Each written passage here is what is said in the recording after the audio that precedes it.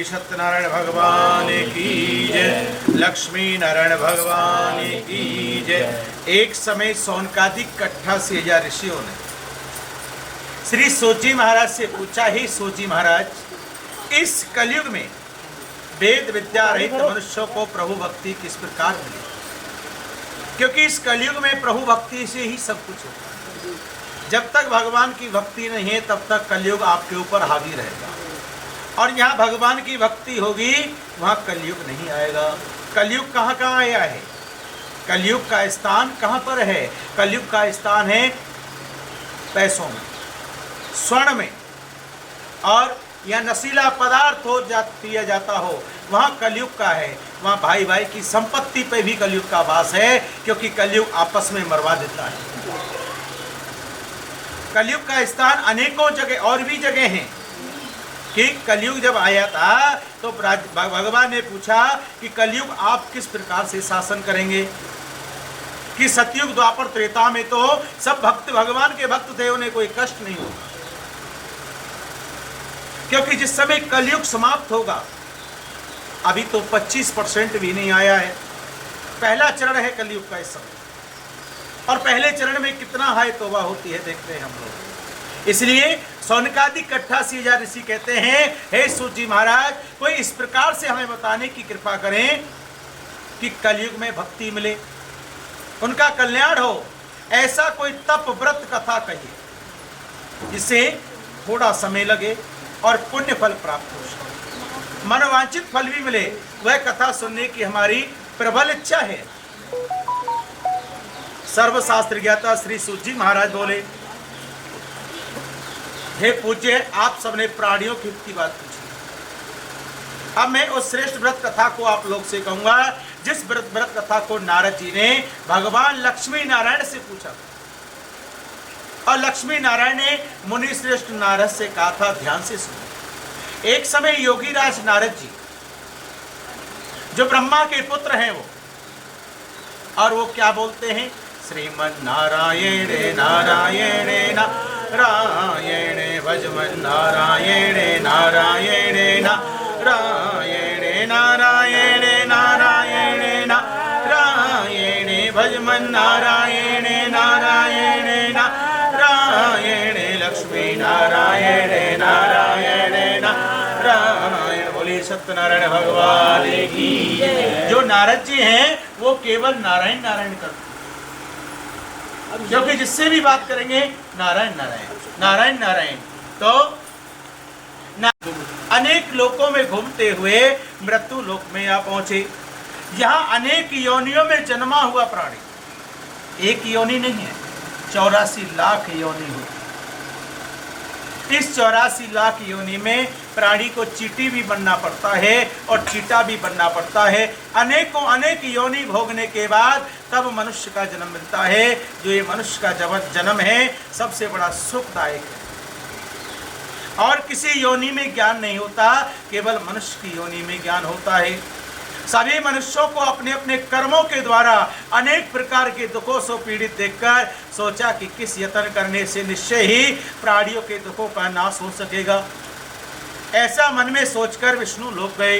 वहाँ श्वेत वर्ण 4 भुजाओं वाले देवों के देव श्री भगवान नारायण को देखकर, जिनके हाथों में शंख चक्र गदा और वरमाला पहने हुए, स्तुति करने लगे। नारद जी ने कहा, हे नारायण, आप अत्यंत शक्ति से संपन्न हैं, मन तथा वाणी आपको नहीं पा सकती। आपका आद्य मध्य अंत नहीं है, निर्गुण स्वरूप सृष्टि के आदिभूत हो, आपको भक्तों को दुखों को नष्ट करने वाले हो। हे प्रभु, आपको मैं कोटि कोटि प्रणाम करता हूँ। इस प्रकार की स्तुति सुनकर भगवान विष्णु बोले, हे मुनिश्रेष्ठ, आपके मन में क्या है? आपका किस काम के लिए आगमन हुआ है? निष्कुंच होकर कहें। तब नारद मुनि बोले, मनुष्य लोक में सब मनुष्य अनेक योनियों में पैदा हुए हैं, अपने कर्मों के अनुसार अनेक प्रकार के दुखों से दुखी हो गए।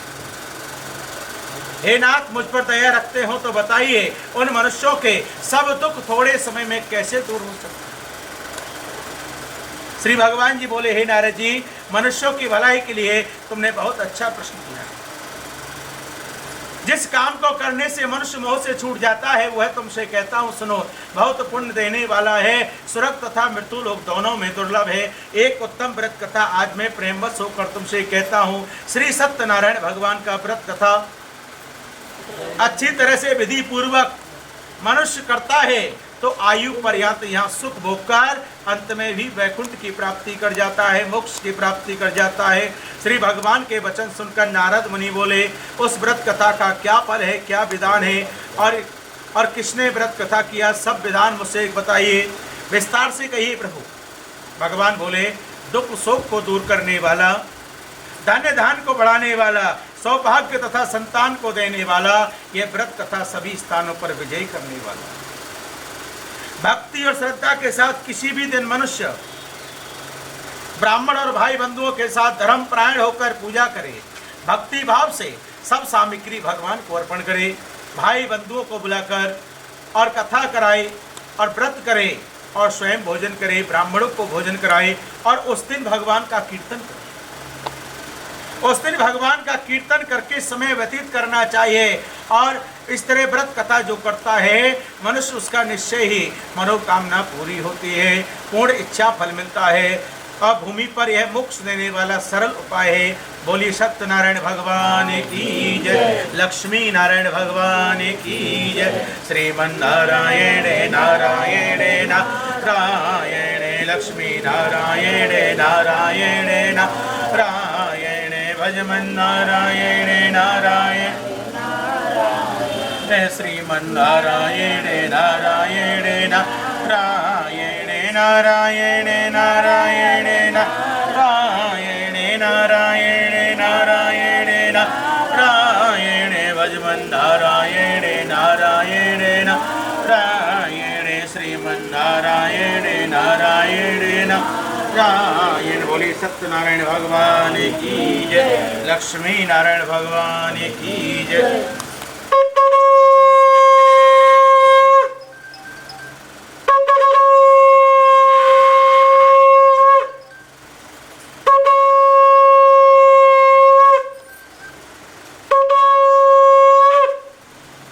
लक्ष्मी नारायण भगवान की जय।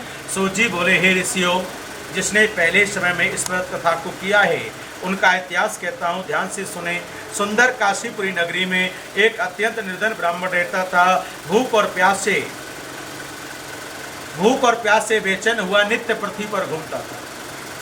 ब्राह्मणों से प्रेम करने वाले भगवान नारायण ने एक दिन ब्राह्मण को दुखी देखकर बूढ़े ब्राह्मण का रूप धारण कर लिया और उसके पास आदर से पूछा, हे ब्राह्मण, तुम दुखी होकर पृथ्वी पर क्यों घूमते हो?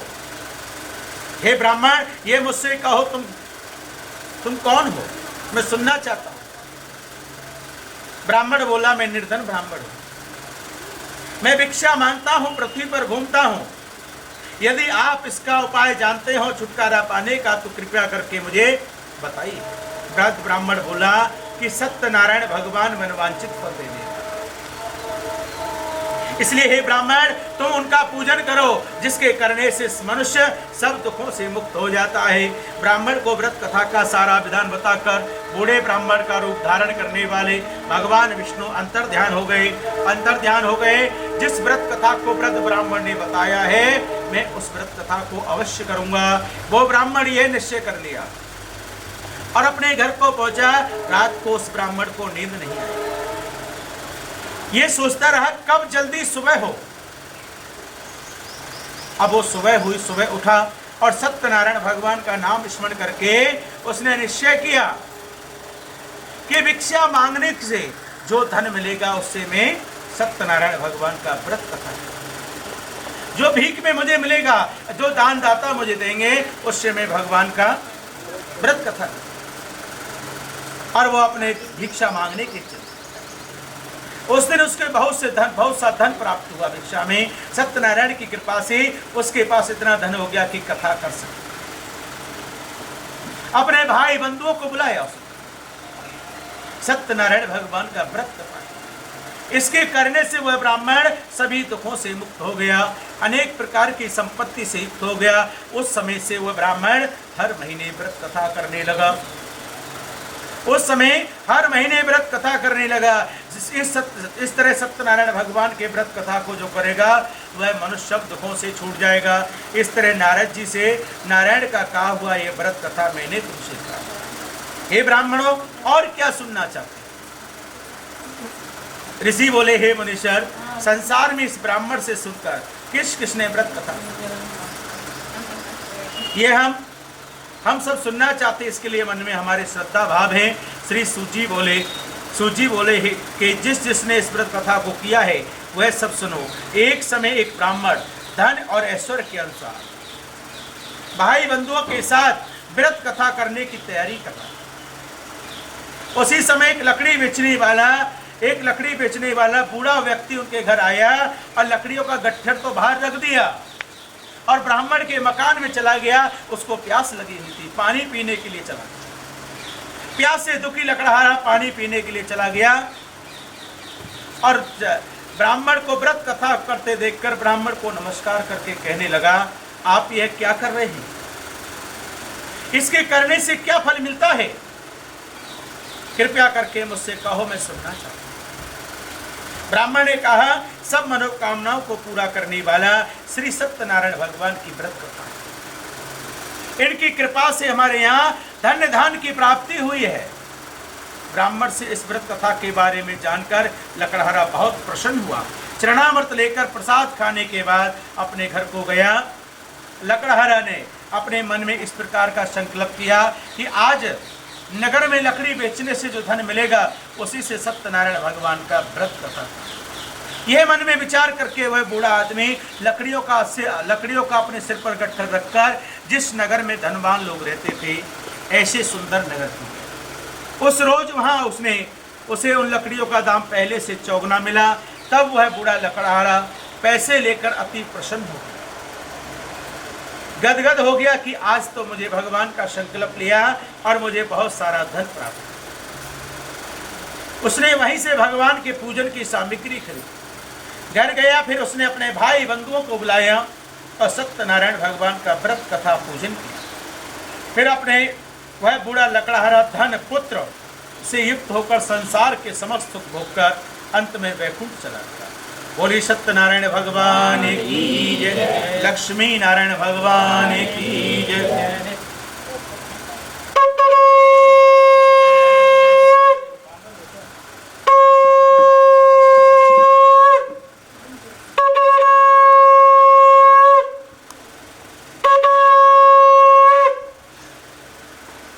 बोली सत्यनारायण भगवान की जय, लक्ष्मी नारायण भगवान की जय। सोची बोले, हे श्रेष्ठ मुनियों, अब मैं आगे की कथा कहता हूँ, ध्यान से सुने। उसने पहले समय में उल्कामुख नाम का एक बुद्धिमान राजा था, सत्यवक्त्या था, जितेंद्रिय था। प्रतिदिन देव स्थानों पर जाकर गरीबों को धन देकर उनके कष्ट को दूर करता था। उसकी पत्नी भी कमल के समान मुखवाली थी और सती साध्वी भद्राशिला नदी के तट पर उन दोनों ने श्री सत्यनारायण भगवान का व्रत कथा किया। उस समय वहां एक साधु वैश्य आया। उसके पास व्यापार के लिए बहुत सा धन था। वह नाव को किनारे पर ठहरा कर राजा के पास आया और राजा को व्रत करते हुए देखकर विनय के साथ पूछने लगा, ही राजन, भक्ति से आप ये क्या करते? मेरी भी सुनने की इच्छा है, सो आप मुझको बताइए। राजा बोला, हे साधु, मैं अपने भाई बंधुओं के साथ पुत्र की प्राप्ति के लिए महाशक्तिमान श्री सत्यनारायण भगवान की व्रत कथा पूजन कर। जब राजा के ऐसे वचन सुनकर साधु आदर से कहने लगा, हे महाराज, मुझे भी इसका संविधान कहो, मैं भी आपके कथन अनुसार व्रत कथा करूंगा, क्योंकि मेरे कोई संतान नहीं है और इससे निश्चय ही मेरी संतान होगी, मुझे विश्वास है। राजा से सब विधान सुनकर व्यापार से निवृत्त होकर और आनंद के साथ अपने घर गया। साधु ने अपनी स्त्री से संतान देने वाले व्रत कथा का समाचार सुना। कहा, जब मेरी संतान होगी तब मैं इस व्रत कथा को करूंगा। साधु ने ऐसे वचन अपनी स्त्री लीलावती से कहे। एक दिन उसकी स्त्री लीलावती पति के साथ आनंदित होकर सांसारिक धर्म से प्रवृत्त होकर सत्यनारायण भगवान की कृपा से गर्भवती हो गई। और 10वें महीने में उसने एक सुंदर सी कन्या को जन्म दिया और दिनों दिन वह स्त्री बढ़ने लगी। उसकी कन्या जैसे शुक्ल पक्ष का चंद्रमा बढ़ता है, कन्या का नाम कलावती रखा गया। तब लीलावती ने मीठे शब्दों में अपने पति से कहा, हे पतिदेव, आपने जो संकल्प लिया था भगवान नारायण का व्रत कथा करूंगा, अब आप उसे पूरा करें, क्योंकि भगवान ने संतान दे दिया। उसने कहा, हे प्रिय, पुत्री के विवाह पर ही कर दूंगा। ये कथा पुत्री के विवाह पर ही कर लेंगे, व्रत कथा। अभी तो पुत्री हुई है, वो व्यापार के लिए चला गया। कलावती पितृगृह में वृद्धि को प्राप्त हो गई।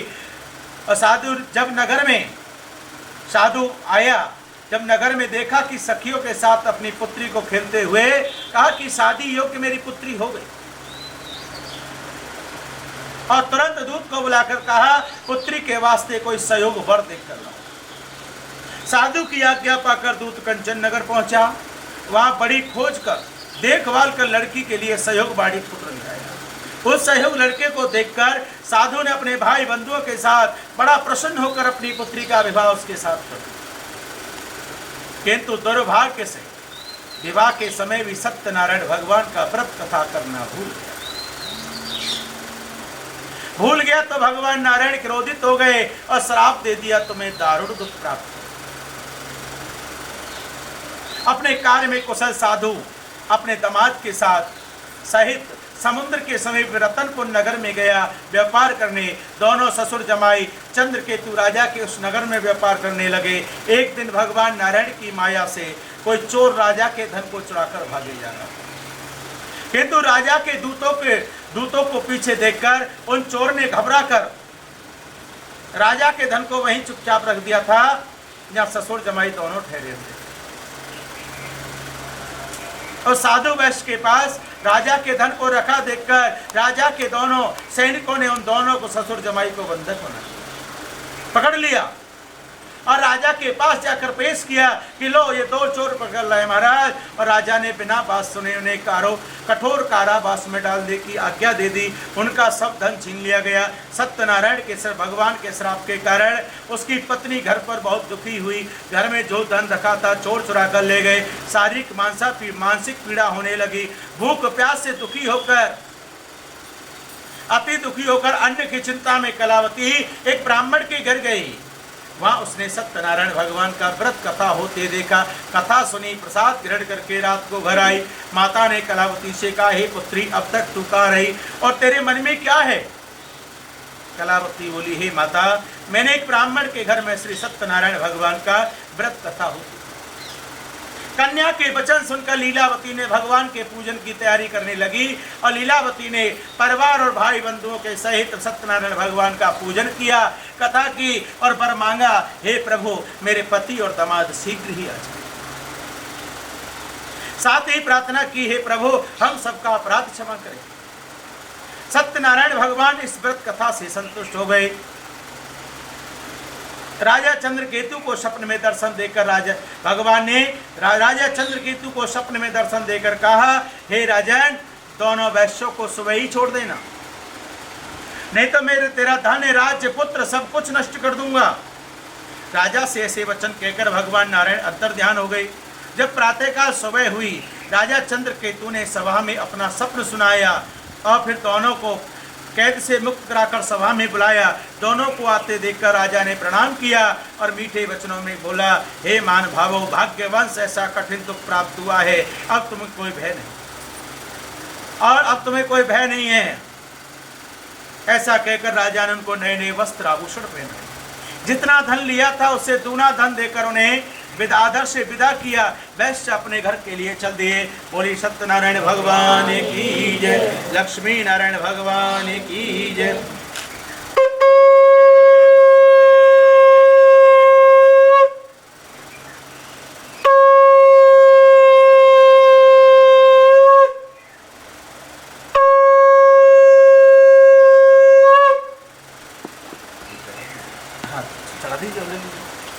बोली सत्यनारायण भगवान की जय, लक्ष्मी नारायण भगवान की जय।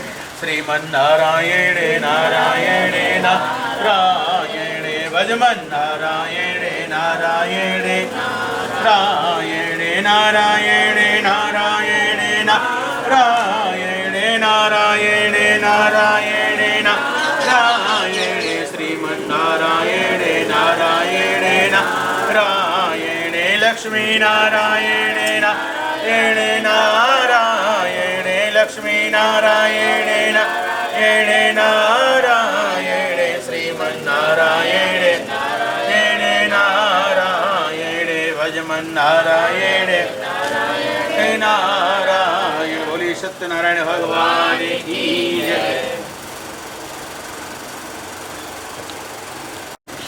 उनके थोड़ी दूर आगे निकलने पर डंडी भेषधारी श्री सत्यनारायण भगवान ने उनसे पूछा, डंडी महाराज का रूप धारण करके आए नारायण, और पूछा, ही साधु तेरी नाम में क्या है? बारिक हंसता हुआ बोलता है, अभिमानी, अभिमान था कि मैं मुक्त हो गया। अभिमानी हंसता हुआ बोलता है, डंडी महाराज आप क्यों पूछते हो, क्या धन लेने की इच्छा है? डंडी महाराज कहते हैं, मेरी धन लेने की इच्छा नहीं है। बोले तो क्या भरा हुआ है, बता तो दे। बोले बेल और पत्ते भरे हुए हैं, और भरा हुआ था सोना। बेल पत्ते भरे हुए हैं। वैश्य ने कहा, वैश्य का वचन सुनकर भगवान ने कहा, बेटा तुम्हारा वचन सत्य हो। भगवान ने कहा तुम्हारा वचन सत्य हो। तो भगवान तो चले गए, कुछ दूर जाकर समुद्र के किनारे बैठे, और डंडी महाराज के जाने के पश्चात वैश्य ने नित्य क्रिया करके नहा धो के भगवान का पूजन करके, और देखा कि नाव ऊंची उठी हुई। नाव ऊंची उठी देखकर अचम्मा किया, हड़बड़ाकर नाव पर पहुंचा, देखा तो उसमें बेल पत्ते भरे। बेल पत्ते को देखकर मूर्छित होकर जमीन पर गिर पड़ा और रोने लगा। फिर मूर्छा खुलने पर अत्यंत शोक प्रकट करने लगा। तब उसके दामाद बोला, हे आप शोक ना करें। बोले शोक क्यों नहीं करूं, कहां सोना था, कहां बेल पत्ते। शोक का विषय तो होता ही नहीं। आज किसी के 2000 का नोट का कोई बेल का पत्ता बच जाए तो क्या करेगा। उसने, उसके दामाद ने कहा, आप शोक ना करें, ये डंडी महाराज ने श्राप दिया था, जरा सोचो। उनकी शरण में चलना चाहिए, तभी हमारी मनोकामना पूर्ण होगी। दामाद के वचन सुनकर साधु बाणिक हंसता हुआ मन में हंस रहा है कि साधु ने, किसी ने श्राप दिया है, और एक दुख भी हो रहा है, कहीं सोना नहीं बना तो क्या करूं। और भक्ति भाव से नमस्कार करके बोला, हे प्रभु आपकी माया को तो ब्रह्मा भी नहीं जान पाता, भला मैं अज्ञानी कैसे जान सकता हूं, मैं अज्ञानी कैसे जान सकता हूं। आप प्रसन्न होइए, मैं आपकी पूजा करूंगा, मेरी रक्षा करो, और मेरा पहले के समान नौका को धन से परिपूर्ण कर दो। उसके भक्ति वचन सुनकर भगवान प्रसन्न हो गए। उसको वरदान दिया, जाओ तुम्हारा जो धन था तुम्हारी नाव में ही मिलेगा। नाव पर आकर देखा, नाव धन से परिपूर्ण थी। भगवान नारायण का पूजन किया, अपने साथियों के साथ अपने नगर को चला। जब अपने नगर के पास पहुंचा, एक दूत को घर भेजा। दूत ने साधु के घर आकर उसकी स्त्री को प्रणाम किया, कहा कि आपके पति और दामाद नगर के समीप पहुंच चुके हैं। साधु की स्त्री ने बड़े हर्ष के साथ भगवान का पूजन पूर्ण किया, और अपनी पुत्री से कहा, मैं अपने पति के दर्शन को जाती हूं, तुम पूजन पूर्ण करके शीघ्र आए। माता के ऐसे वचन सुनकर कलावती प्रसाद को छोड़कर और पूजन को छोड़कर अपने पति के दर्शन के लिए चली। प्रसाद की अविज्ञा के कारण सत्यनारायण भगवान रुष्ट हो गए। उसके पति को नाव सहित पानी में डुबा और डुबो दिया। कलावती अपने पति को ना देखकर रोती हुई जमीन पर गिर पड़ी। इस तरह नौका को डूबा हुआ और कन्या को रोता देखकर साधु दुखी होकर बोला, प्रभु मुझसे या मेरे परिवार से जो भूल हुई है उसे क्षमा कर। उनके दीन वचन सुनकर सत्यनारायण भगवान प्रसन्न हो गए। आकाशवाणी हुई, हे साधु वैश्य, तेरी कन्या मेरा प्रसाद छोड़कर, इसलिए इसका पति अदृश्य हुआ है। यदि घर जाकर प्रसाद ग्रहण करे तो इसे इसका पति अवश्य नहीं। घर गई, प्रसाद ग्रहण किया, भगवान से क्षमा याचना हुई। आकर अपने पति के दर्शन किए। साधु ने भाई बंधुओं के सह सत्य भगवान का विधि पूर्वक पूजन किया। उस दिन से प्रत्येक पूर्णमासी को सत्यनारायण भगवान का पूजन करने लगा और हर महीने व्रत करने लगा और फिर आनंद भोग कर अंत में वैकुंठ लोक की प्राप्ति हो गई। बोलिए सत्यनारायण भगवान की जय, लक्ष्मी नारायण भगवान की जय।